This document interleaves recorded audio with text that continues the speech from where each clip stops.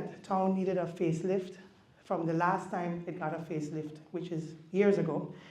And the first thing we did was put out a term of reference to see who we can engage to assist us in coming up with a game plan for town.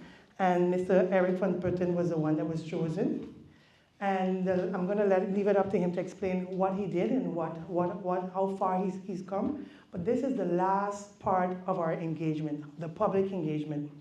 Today, we're going to just give you a review of the ideas we have. The concept is not final until you have your input.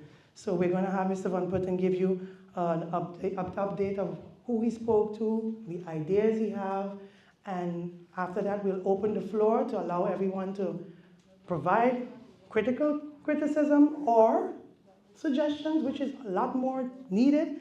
And then at the end of this, once we've pulled all the information from this group together, we will then come up with a full master plan with everything that we received and then present it to the country, the island, and then of course it will go out for bidding again for it to be executed. The idea is to have a city manager to look after it so that we don't have this issue again, to maintain its beauty and luster. I see in the audience some families that lived in town. I know my mother grew up in town in the beginning, the Walter Plants area. I see some vendors, and I see some people in the community that don't live in town, but of course would like to make sure that their capital becomes part of something magnificent. So with that, I will now like to give the floor over to Mr. Eric Van Putten. He's going to do a presentation. Phases, because everybody wondering, Van Putten, you get a job in December, we're in June, what's going on? To educate people to understand, it's a phased project. So phase one was meeting with the board, going over the ideas, going over what's the possibilities. That's the publication board. Then I met with this is the IMA. I met with the IMA, we did a presentation explaining the situations, what can be done, their concerns, their ideas, and what's the possibilities. Then we move into phase two. Phase two, what I try to do is get the students involved. Since Sundial School is in town, and my sister is a school teacher, Corinne Leger, she works at Sundial School. I reached out to the school to get 11 of the exam students involved in the data, to give me the data collection. So what I did, I got 11 phones, and I give the students each a phone, and they walk through from Front Street to Back Street to Canagita Street to Camille Street to the Pondfield and the boardwalk. So I had a quick presentation with the school explaining them what I need everybody to do. So everybody understands, people asking me, Phillipsburg is just Front Street, Back Street? No. Phillipsburg actually starts from the harbor area. If you look at the screen, it starts from the harbor area right back to the Prince Bernard Bridge, going back to the old Great Bay Hotel. So if you see in this graph here, all of the red areas, those are students who I had walking in every street, and I had them meet each other. So I actually had them walking with the phone, left and right, making video, and afterwards give me the data. So actually, because the third phase is the data. Basically, I'm checking how many jewelry stores, how many residential business, how many restaurants. And with that data, we're going to include to do the master planning. So this is still in the data collection. So after I got some goodies for the students. There's the exam students. Some of the students want to study architecture. So I told them, no problem, when you finish school, you could come to my office so you can learn a little, how to draw. So this is the same data control. My father's a taxi driver. So I said, Daddy, bring me your bus, So I take my father's bus, and I pick up the students, drop them by Diamond Casino, drop the other one by Paper Garden, and they met in the middle by Oranje schools. So then I pick them up, and I bring them back to the school. So moving forward in my ideas, after speaking to so many people from town, one of the major concern is police control. Police, it's at the police station right there, and to me the police officers are doing more control on cars rather than walking through Phillipsburg and actually checking safety, because we had numerous of robberies. So my idea is, in order to bring back vibrant, bring back culture, bring back ideas back into Phillipsburg, we need more police patrol throughout all the streets, walking through up and down town to make people feel safe. In the same area is the crosswalks on the Palmfield. Today, I've been up since 4 o'clock talking to myself, planning this whole thing. So I speak the right things, so everybody understand, and I walk today, front street, back street, and I add more stuff into my presentation today. So in the crosswalks area, we want to paint them more so people could see what's going on, so you could walk, because sometimes you walk in and cars have no respect. But what we're trying to implement as well, maybe have some cameras in that area so people are going to respect and know they're going to see somebody is watching, so they won't just drive full pass. On Front Street, after speaking to Sapphire Jewelers, speaking to both chance areas, it's a lot of elderly people walking, no wheelchair, people are falling, so we're trying to make it more wheelchair accessible so people feel more comfortable, because a lot of elderly people here, as my uncle Flan in the back there in the orange shirt, that are on wheelchairs, that have no access in walking through and moving through Phillipsburg. So yesterday was my first time they have a new whiskey place in town, Lux Bar. And I was there 5:30 having a drink, and I asked the lady, what time you close? She said, I closing in 10 minutes because I ain't seen outside here because it's dark and they ain't got no police. Just last week, some people mugged me. So lighting is one of the most important things to brighten up Phillipsburg. I was in Brazil, I was in Colombia, and the whole town, 10 o'clock, 11 o'clock, you have police officers walking through town. And here in town, 6 o'clock, police station there, with no police. So we really, really need to have more police and more lighting to light up the area so people feel comfortable. And also is road signs.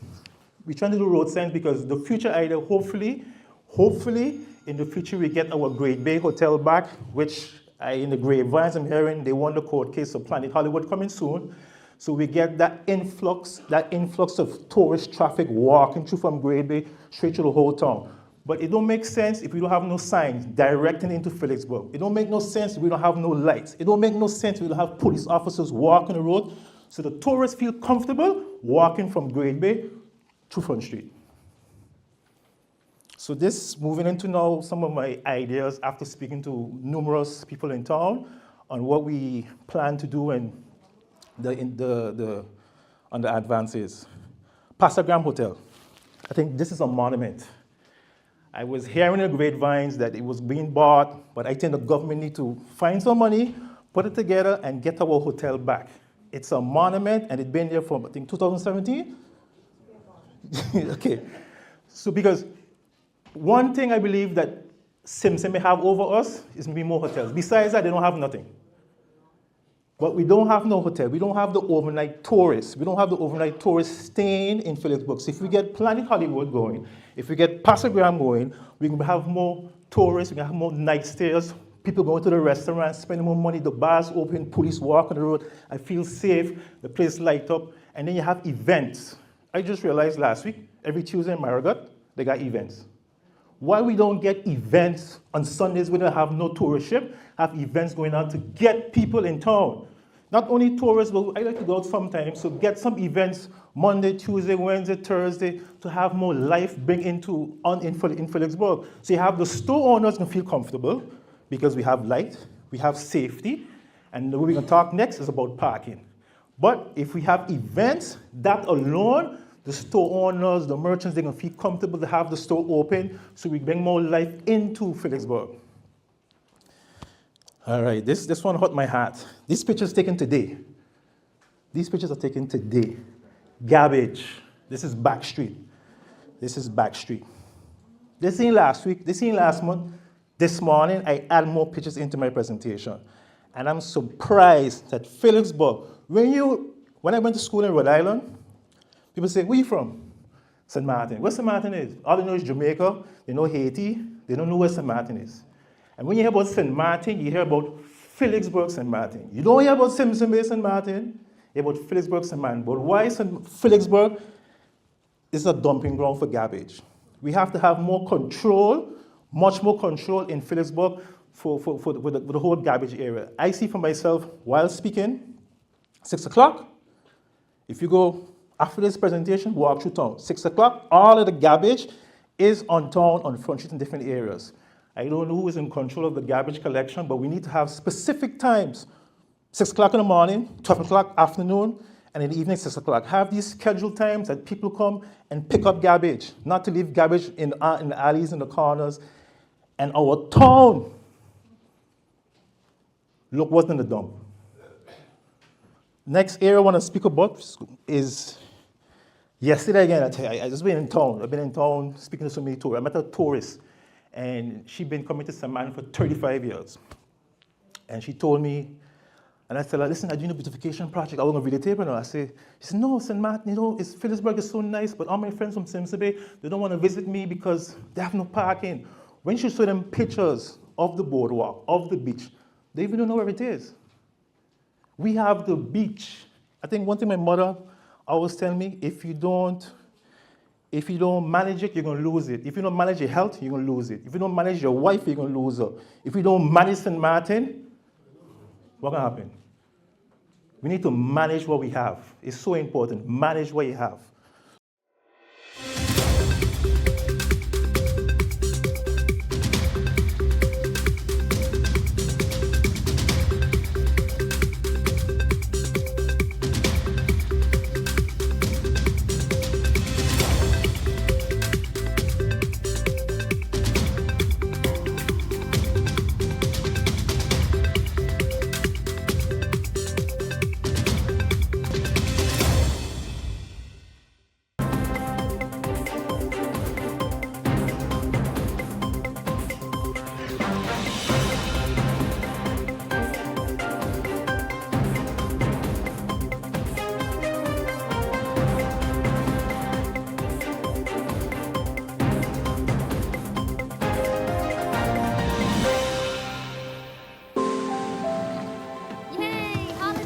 How do ideas become plans? Plans become memories. So you like my new bro? And dreams become your life. This is retirement. Do you remember when hope became a house? When that house became a home? Your ideas are everything, and we're here to help make them happen. Your idea of yes, I can happens here.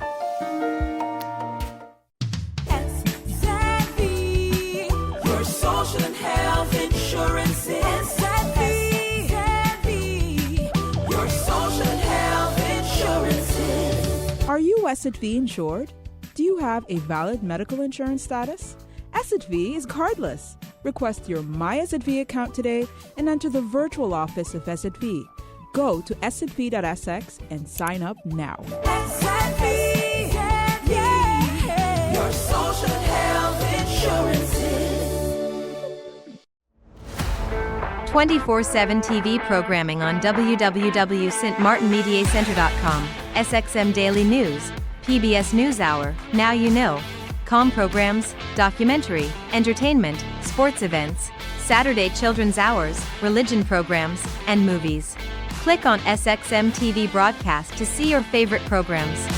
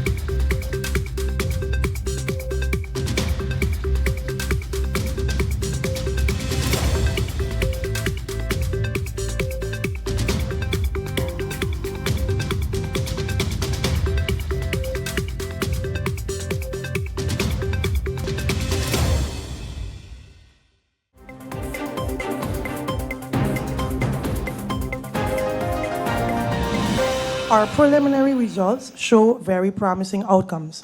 Based on discussions, the festival brought in approximately 2,500 extra visitors who made positive contribution to local businesses.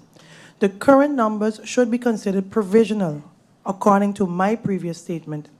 As mentioned in my previous response, we have tasked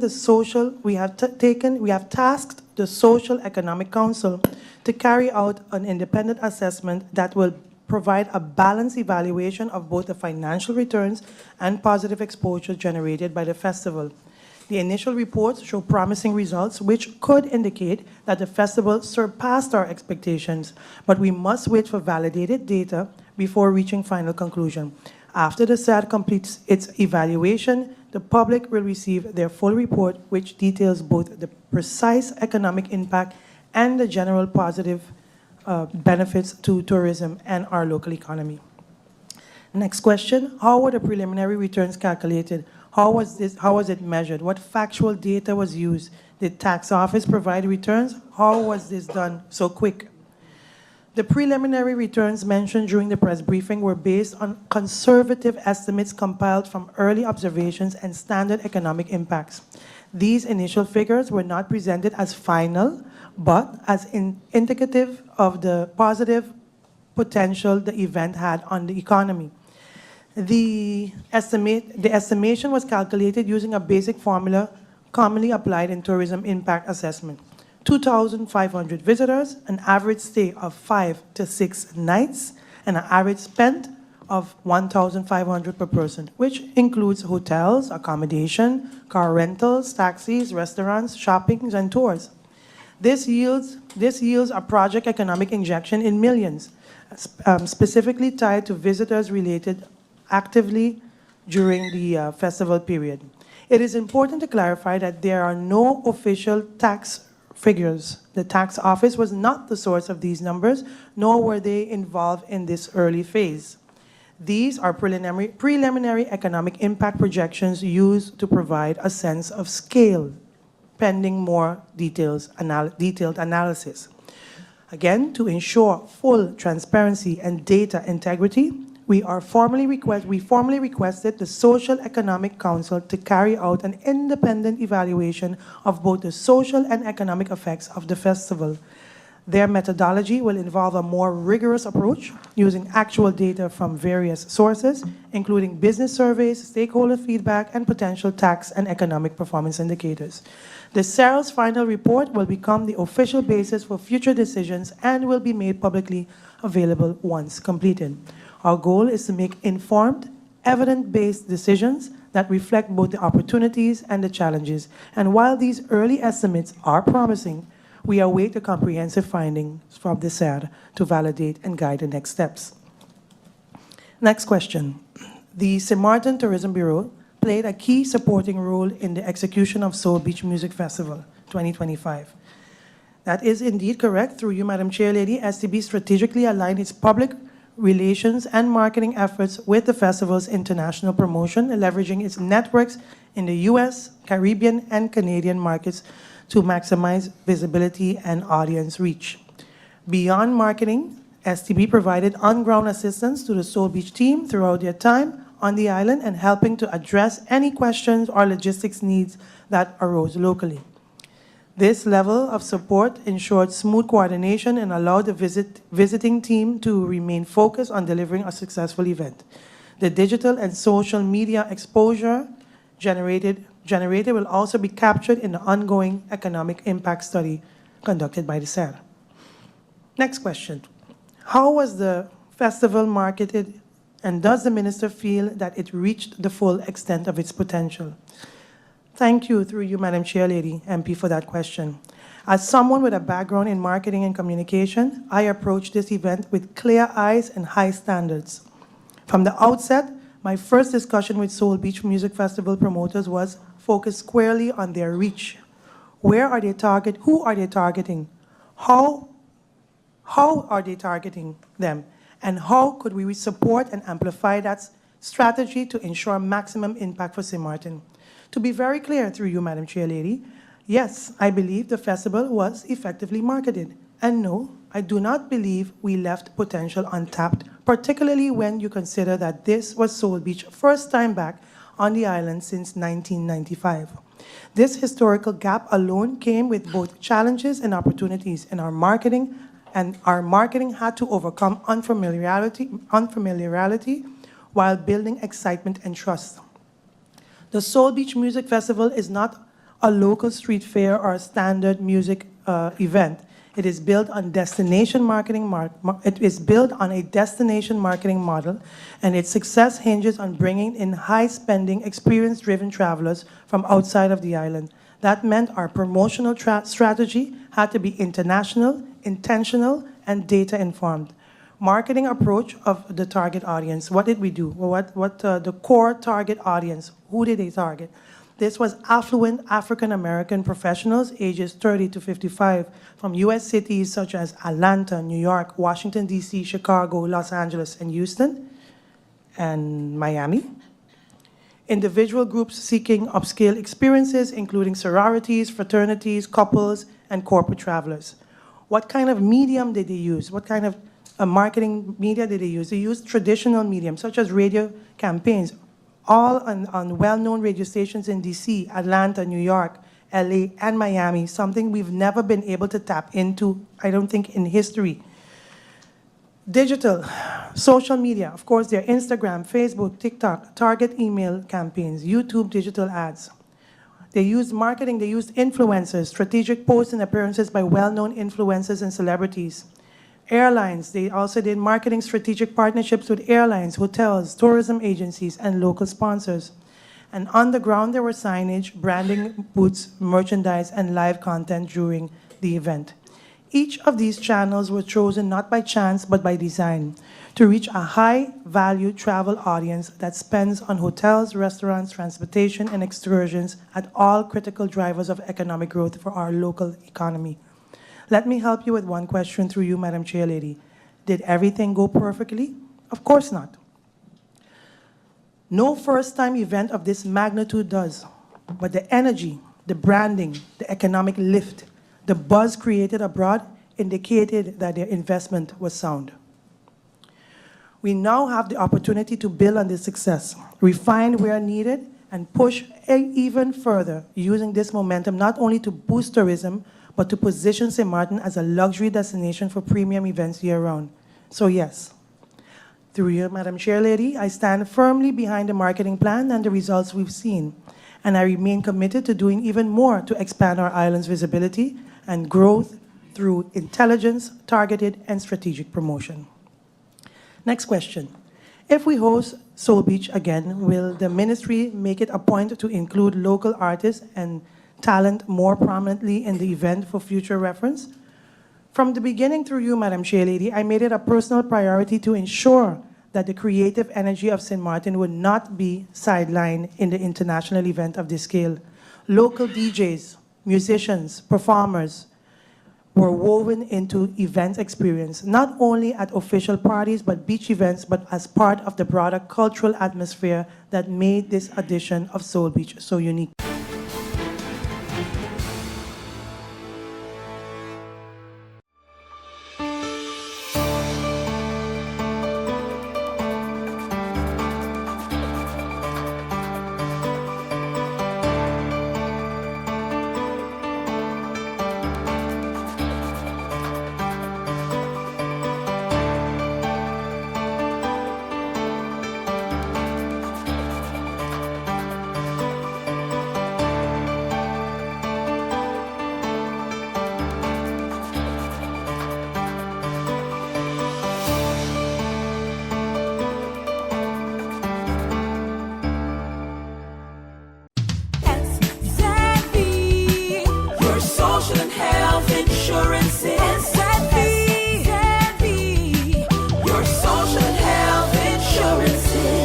Are you SXV insured? Do you have a valid medical insurance status? SXV is cardless. Request your My SXV account today and enter the virtual office of SXV. Go to sxv.sx and sign up now. SXV, yeah, your social health insurances. Yay! How do ideas become plans? Plans become memories. So you like my new bro? And dreams become your life. This is retirement. Do you remember when hope became a house? When that house became a home? Your ideas are everything, and we're here to help make them happen. Your idea of yes, I can happens here. 24/7 TV programming on www.stmartinmediacenter.com, SXM Daily News, PBS NewsHour, Now You Know, Com programs, documentary, entertainment, sports events, Saturday children's hours, religion programs, and movies. Click on SXM TV broadcast to see your favorite programs.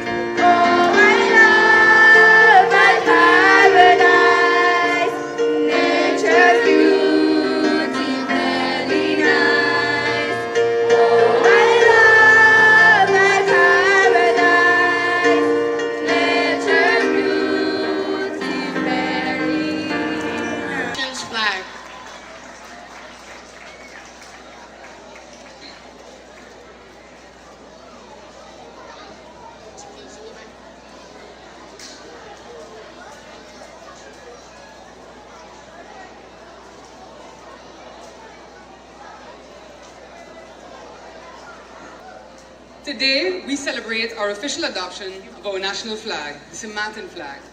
And with it, we recognize the contribution of Ms. Roselle Richardson, Rosie, for her design of what has become the symbol that gives us recognition on a regional and international stage. A symbol that we rally around when we're representing our country abroad, and a symbol that gives many of us hope in difficult times. You know, after Hurricane Irma in 2017, as I stepped outside and started cleaning through the wreckage of my grandfather's yard, the first thing I found in the mess was the St. Martin flag. It had been left outside by my grandfather, not by me. And when I picked it up, it was the one thing that was perfectly intact. I hung it up as we began cleaning up the yard, and there it has stayed since. A country's flag is not just about colors or cloth. It's about identity, resilience, and unity. Our flag, however big or small when we wave her, tells a story of who we were, who we are, and who we want the world to see us as. From festivals in the Caribbean to international forums, to sports fields and more, the St. Martin flag stands as a testament to our ability as a people of innovation, talent, and unbreakable spirit. Our artists, athletes, dancers, and especially you, our students, continue to carry out our name across the world and our flag, and in doing so, you weave it into the global fabric of representation. As they say, recognition begins at home. Now, it was my hope to have our flag proudly waving as you come around the bend by Colby Hill this year, but timing did not work in my favor. So next year, it's my goal to have our standard flying proudly on every piece of land I can take from Vrami, so feel free to hold me to that. Let today remind us that every step toward progress, every expression of who we are as a people, strengthens the meaning behind this flag. We must honor it not only with words, but with action, as our motto says, Semper Progrediens. Let us continue to walk with pride, speak with purpose, act with kindness, and live with the dignity that our flag represents and deserves. Happy Flag Day, St. Martin, and may our banner always fly high and strong.